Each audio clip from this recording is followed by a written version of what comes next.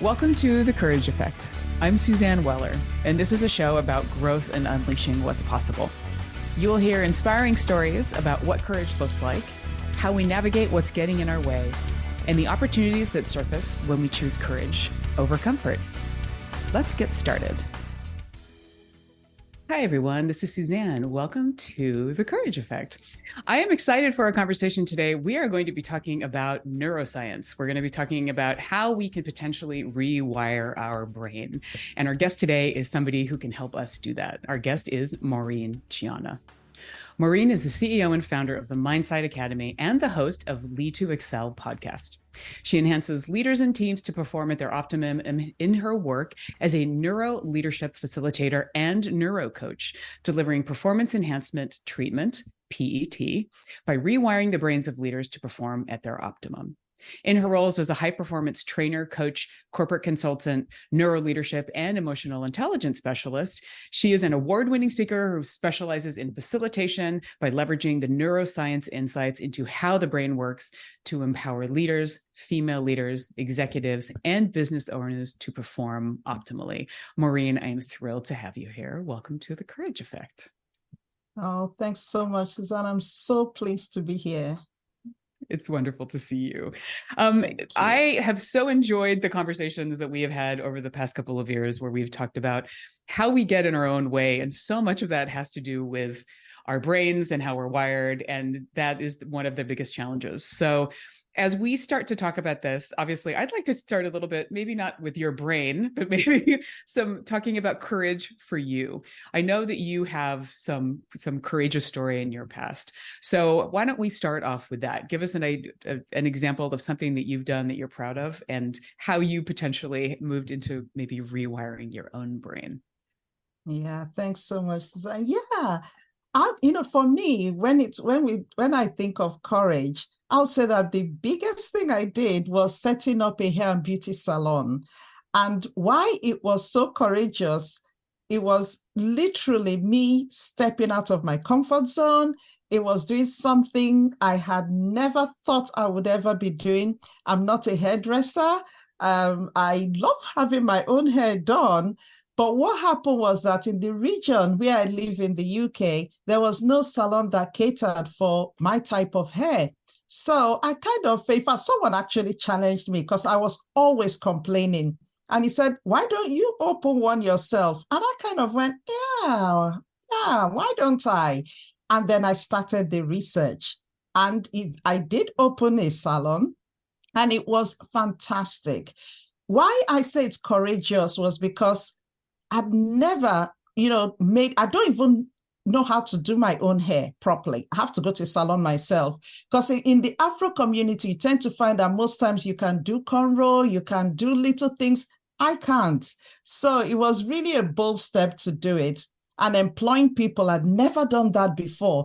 The whole aspect of running a business. So not just starting as an entrepreneur, but really stepping out there into the public domain. Anyway, I did it and it was fantastic. 4 years in, I had to make a decision that either I train to become a hairdresser myself, or I've got to sell it and close it down. And I ended up taking the latter decision, which was to sell it because I had lost so much money and I was losing so much money in the process. So closing it, I now kind of went from being, really high, feeling cool, really excited that I've done this business to coming to a very, very low point in my life where I felt like a failure. I felt really, all the emotions, frustration. I felt people were laughing at me. I just felt a lot of emotions. And the question was, how do I get out of this? How do I navigate this? Because I was literally sinking into depression. And 4 months after closing the business, I lost my mom. Suddenly, as well, she wasn't ill, she just passed away. So it was a lot.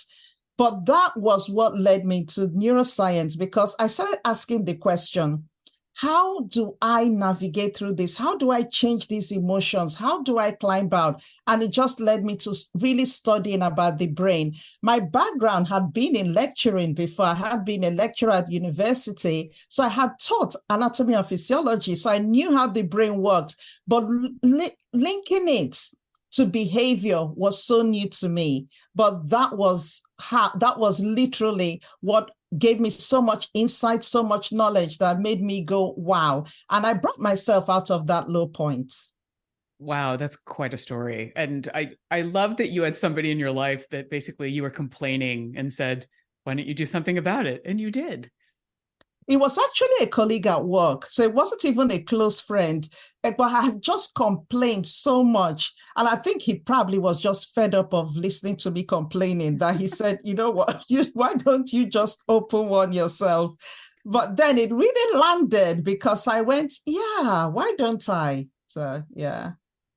Well, and you bring up such an interesting point too of you didn't know the business, you didn't know the technique, like you didn't know, you really jumped in. So that took a lot of courage for you to go into that unknown and really learn. And what I'm hearing too is what you needed to know. You didn't feel like you had to go in and do everything. You didn't have to be an expert in doing hair at the same time that you were starting a business. Yeah. No, you're absolutely right. What I did do is I did do my research. I did a lot of research. I really studied how the salon works. I went into salons myself. I would sit, I'll have my hair done. I met up with salon owners, asked them lots of questions about how it's run. I even enrolled in a college that run hair and beauty training. And I decided to enroll as a teacher, as a lecturer, teaching I think I was teaching anatomy and physiology. Yes, I was teaching anatomy and physiology to the beauty therapist, but I was in the department, so I could see how a salon ran. I was with experts, so I could ask them lots of questions. And then I went and trained to be a nail technician myself, and also trained to do hair extensions. What I couldn't train to do in that period of time was the Afro hair, which was relaxing hair or doing the plaits. I couldn't do all that, but at least I could do hair extensions on European hair because this salon catered for, Afro-Caribbean hair and Caucasian hair as well. So at least I could do something. So I did do a lot of research, and I had people, because I had met with salon owners, I had people to run to if I had questions as well. So that was really important. That's great. So educating yourself, but at the same time, realizing what you were willing to do and what made sense for you in that moment. Yeah, absolutely. What was the hardest part for you about actually making the decision to close the business? I really did not want to close it. And I probably would have kept pushing through. Do you know something? I remember when I opened the business and someone said to me, what's your exit plan? That upset me so much. I said, why would I start a business and have an exit plan? Because if I'm going to have an exit plan, then I might as well just, there's no point in doing it. That was my mindset at the time. So I was so focused on it succeeding. It was a case of, you know what, the bridges are burned. I'm not going back. This has to work. Now, when it got to a point that I think I was literally pushed to the wall because the clients, I wasn't getting that many clients, which was a huge problem. I had done so much. I did surveys before I even started. How much would people pay? Would they go to a salon? I did all that. But the reality was so different because in the Afro community, a lot of people actually did the hair themselves at home. And I found that many people did not want to come to the salon. So it was really, I came across a lot of barriers that I didn't even think will exist. So the most difficult part for me was actually having to make that step. And what actually pushed me to do it was that for the first time since I started the business, I couldn't pay my the rent for the property. And then when it got to that point, I went, okay, it's time. Yeah. Well, and so a big lesson, a lesson in having something that didn't necessarily work out, learning from failure is one of the things that I'm hearing. Yes, absolutely. It was really interesting because I learned about failure, but I also learned how to manage people. I learned what it entailed to manage people. I learned that just, when you have people, you've got to really learn who they are and how to, what to do to get the best out of them. So that was a big learning aspect for me. But it was really important to look back and, at least doing it, I then realized that, okay, don't spend too much when starting a business, because I spent a lot. I made a lot of investments in assets and things that were not important. That was another huge lesson for me. Yeah. So if you were to think back, do you wish that you would have created an exit plan when you actually were kicking it off? Actually, yes, I would. I would create an exit plan next time. See, I'm getting a hot flush now. Yes, I would actually have an exit plan. At least think things through better, plan better, spend wiser, which I didn't. I was literally just spending on things like a phone system, things that were not really necessary. But yes, I would have an exit plan. Well, and it's like you said, you want to think really positively when you're starting off a business. You don't want to think about what might happen. But yeah, hindsight is a good teacher. Yeah, at least look at things that could be a challenge and plan towards them, as opposed to just going and thinking that life is so rosy, because it's not. So just thinking what could be the obstacles and what you would do to address those obstacles, I think is important. Yeah, that is one big lesson I learned. And it's what I teach people I work with now. That's so important. Yeah. You also said one other thing, and I know we're going to have to go to a break in a minute, but you talked about really wanting to do the best for the people that were working for you, and also for yourself, because you were in this moment of navigating through something that was failing and your mother passing away. So when we come back from the break, I would love to talk to you a little bit more about how did you, this to me seems like a big thread for you. How do you navigate the hard times? How do you actually look to something, that optimism, and how do you harness that? And I know that has a lot to do with the brain, and I would love to talk to you more about that, if that sounds good. Cool. Great. Yes. All right. We're going to take a break. We will be right back. This is Suzanne Weller. You're listening to The Courage Effect. Stay tuned. Hey, everybody. It's Suzanne from The Courage Effect. As the seasons changed, I poked into my closet and discovered how stale my wardrobe had become. Everything felt boring, and I wanted something different and fresh. I grabbed my laptop and remembered Armoire. Why not clothing rental? I could experiment with new styles, from jeans to something fancy, without spending a ton of money and buying clothes I would only wear a handful of times. Armoire makes clothing rental easy. Build a perfect seasonal wardrobe with brands that are unique, sustainably sourced, and owned by women. All you have to do is take the style quiz, select items from your personalized closet, and they will ship them straight to your door. Armoire allows me to indulge in high-quality designer clothing with no guilt. They promote sustainability with fewer items ending up in the donation bag and landfill, and no dry cleaning fees. Trust me, your cramped closet and the environment will thank you. If you're ready to have your dream closet delivered to your door, you must try Armoire. And right now, my listeners can give Armoire a try and get up to 50% off their first month. That's up to $125 off. Just visit armoire.style. That's ARMOIRE.style/The Courage Effect to get up to 50% off your first month and never worry about what to wear again. Try Armoire today. Find out the latest about your favorite shows on Alternative Talk 1150. Check out 1150kknw.com. Welcome back to The Courage Effect. This is Suzanne, and my guest today is Maureen Chiana. We were talking about neuroscience. Maureen was sharing a story from earlier in her world and how she really needed to figure out how she was going to navigate through the challenge. And I know that one of the things that as we really look to how our brains are wired, our brains aren't always our best friend. So I'm wondering for you, Maureen, when you started to learn neuroscience, what were the things that really stood out for you? I found it interesting and really powerful how what goes on in the brain actually controls or drives our emotions, our actions, even how we make decisions. I found that so powerful because it took me back to the salon days. And a member of my team, one of the stylists, was really misbehaving, coming late, disappointing clients, and even disappointed a client on her wedding day. So I needed to have tough conversations with her, and I couldn't.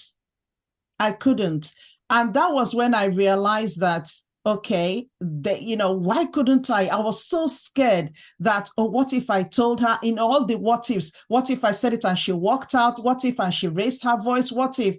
And so when I started studying the brain, it then got me to understand that how we are wired actually impacts on the way we see life, the way we process things, the way we interact with people, how we manage people as well. So it really taught me a lot. And, I said at the time that I was going through a really difficult time. I was feeling like a failure. I felt humiliated because when I opened the salon, it was big news because it was the first in the region where I lived in Kent. So we're covered on the BBC News. So it was so huge. So to go from that to then closing the business, it was, I felt really embarrassed as well. So there was a lot of emotions going on, but understanding the brain and understanding that I can actually do something about how I was feeling. I did not need to feel like a victim anymore, which is what I really felt like. I did feel like a victim of circumstances, but just being able to flip that to saying, actually, no, Maureen, you're not a failure. The business failed, but not you. You were actually quite bold and courageous to do what you did. Yes, there are lessons that you learned from it. There are lessons that you should have learned from it, because I remember someone saying to me at the time that you will look back and be so appreciative of what you've done. And I went, I can't see how I can look back and see any good thing from this. That was how I felt at the time. But when I started studying the brain, it just really opened my eyes to, wow, what I did was huge. And I have learned a lot from it. Wow. So what I'm hearing is that the studying this, really getting more into the science and understanding how we're wired, helped you to better accept you and be more courageous ultimately at the same time. Absolutely. It made me understand who I was, because in the process of studying the brain, I also discovered emotional intelligence, which was amazing. So just being able to combine both, one, I then became aware of who Maureen actually is. The fact that Maureen is a courageous woman. Maureen is a woman that has stepped out and done something that I never thought, because growing up as a young girl, I was the girl that was so shy. I was the one that if there's a fight somewhere, I'm running away. I'm the one that doesn't speak in public. But to really come out and do this, so I gave myself a pat on the back and said, well done. And that was the first thing I did. Then the emotional intelligence aspect then made me understand how to listen to how I was feeling, so that when those thoughts come up that you're a failure, that you shouldn't have done it, when those thoughts come up, I now recognize the emotion that they invoked in me, and I was able to manage them properly. And as time went on, I then started going out to speak again, now speaking about the brain. So I wasn't just speaking in the universities. Now I was going out to public places to really speak about my experience in the salon and how we can actually change our narratives, how we can change our lives by changing our brain and changing how we feel. And that made a huge difference to me. Yeah. So for me, it's when I learn more about neuroscience, it's normalizing for me. Like, oh, how I'm feeling is common, right? Like, I'm not the only one that is doing this. And then it's the idea of, but just because I'm here doesn't mean I have to stay here. Yeah. And that was it for me, Suzanne. It was that because I'm here, it doesn't mean, well, I couldn't stay there because I was at rock bottom. So I needed to get out of that place. I needed to get out from the place where I was always crying. I was always so miserable. I was hiding from the public because I felt so ashamed. I'll be walking along the roads and I'll be feeling people are talking about me, and that suddenly changed to, well, if they are, it's good because I've done something that they haven't done. So I literally flipped. So instead of walking face down, when I go to the bank, I used to walk down, head down, and not looking right or left in case anyone noticed. I started walking, with head raised up, with some swag in my steps, going, you know what? I did it. Yes, I did it and it did not work, but at least I did it for 4 years. So that completely changed who I was as well. And I would say that even from before, before I set up the business to where I then got to, once I understood the brain was completely a different person, I was so confident in myself, so confident to do things. I could, I became so bold. I could have those difficult conversations when I needed to, all from truly embracing where I was, who I was, and managing those emotions. But it also helped me to understand people. And I would say I became more empathetic about how people felt because of what I'd been through and because I was now understanding the emotions and the brain. Well, and it's also interesting when you think about that in the context of the conversation that you wanted to have with one of your stylists, right? Because she wasn't showing up like you needed her to show up. And that's so much of the challenge is that we don't necessarily understand why other people might be struggling. And especially now with neurodiversity, I mean, I believe that most of us are neurodiverse in some way. So, and it's hard for us to know like what really is a struggle. What might be for me isn't for somebody else and vice versa. So what I'm hearing from you is that it's not just about, it didn't just change your relationship with yourself, which is amazing to build that confidence and to allow you to really live your life differently, but it changed your relationships with other people. It really did, because with understanding how the brain works, it got me to truly understand that we're all wired differently. And it got me to understand actually what it means to be wired in certain ways. So I could, I look at people and it's just even asking questions, talking to them. It gave me a better understanding of who they are. And that then helped me understand them better so I could speak in their own language. And the interesting thing is, as time went on and I started using these skills in management and supporting leaders, a few years later, I decided to set up in business again, something I said I would never do, but I did, set up a new business. And this time, training people, coaching, so that they can understand themselves, but also understand people. Because you see, with managers in particular, leaders, when you understand the people that you're interacting with or you're managing, you're able to speak to them directly as opposed to speaking the way you are. It also helps you manage your expectations of others because you understand that they're different from you. So you might work in a certain way, but this person, for example, when they're wired, more that estrogen part of the brain, they're the kind of people who resist change. So if you're then going through change and you're just giving all the information, that will send them into flight or freeze mechanism. It will kick off their fear, the fear system in their body. So what you need to do is speak to them directly, explain to them what the process is going to be, and let them ask questions, because it's from the questions you understand what their fears are, then you can address them specifically. Yeah. Well, and stress-induced behavior is a whole other thing, right? Like we think I'm fine, and then we get stressed out and we're completely not showing up how we want to at all. Exactly. And it just reminds me, because there's something I always tell managers: when you employ people, you employ them because of their brain, their skills, all that. But when they start working for you, most leaders then make the staff to leave their brain at home. What you should do is let them bring it into work, but you just need to spend the time understanding them, because when you do, you get the best out of people.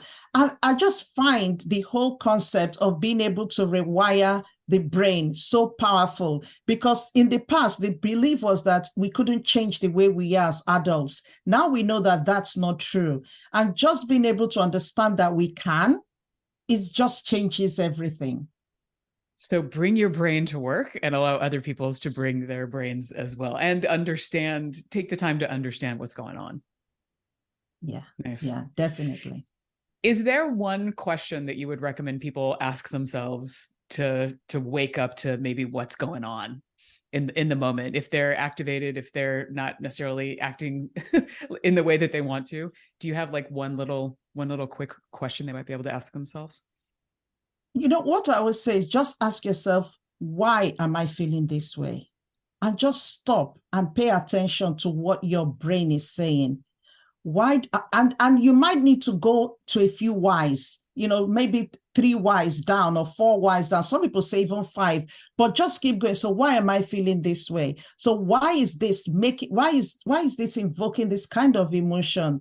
So why is it upsetting me? Or why is what this person said made me unhappy or sad or angry? Just keep asking the whys and keep going till you get to the bottom of it and you understand why. And you see, even just stopping to ask the why is also putting a brake on that emotional part of the brain that is activated. You know, a lot of times it's having an amygdala hijack. Just asking the why puts a brake on that emotional part of the brain and allows the prefrontal cortex to kick in. And that's where you can then make the decision that you need to make intentionally. Yeah, it's really powerful. The power of the pause, as I like to call it. So, yeah. Well, thank you, Maureen. This was such a great conversation. I want to share a couple of the highlights that I heard from you. I think the big question, how do I navigate through this? Really giving ourselves some grace of where we are and that curiosity of what am I doing? What can I be doing to potentially rewire what my brain and my body are doing in that moment? Thinking about what our exit plan might be. I know that sounds kind of hard when you're creating something new, but what are the obstacles that might get in the way?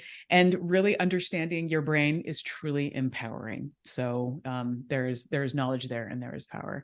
So Maureen, thank you. We'll put all of your information on the Courage Effect website for people to reach out to you. We so appreciate you being here today. Thank you so much for having me. I've really enjoyed our conversation. Thank you. Such a pleasure. And thank you, everybody, for listening. Stay courageous. We will talk to you again soon.